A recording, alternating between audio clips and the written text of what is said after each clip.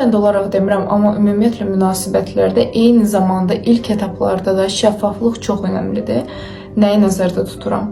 Yəni, bəzi insanlar düşünürlər ki, hal-hazırda münasibətdə deyilik, münasibətdə olandan sonra şəffaf olaram, amma indi mənim üçün yad bir insandır. Şəffaf olun deyəndə mənim nəzərdə tutduğum o deyil ki, bütün sirlərinizi deyin, bütün problemlərinizi gəlin deyin ki, orada kreditim var, burada belə şey baş verib, belə uşaqlıq travmam var demirəm, onların hamısını gəlin bölüşün qəti şəkildə. Mənim nəzərdə tutduğum şəffaflıq, məsələn, çılğın birisiz, əylənməyi çox sevirsiniz, amma düşünürsünüz ki, qarşı tərəf daha sakit təbiətli insanları bəyənir və özünüzü daha sakit təbiətli aparmağa çalışırsınız.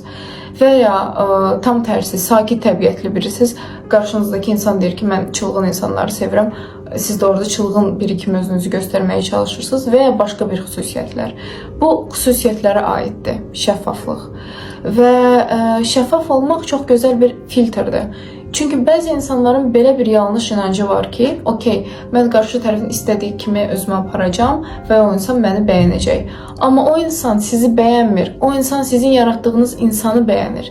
Bu siz özünüz deyilsiniz. Ona görə də şəffaf olsanız əgər, həqiqətən də sizi istəyən biri ilə tanış ola bilərsiniz. Bu iki tərəfə də aiddir.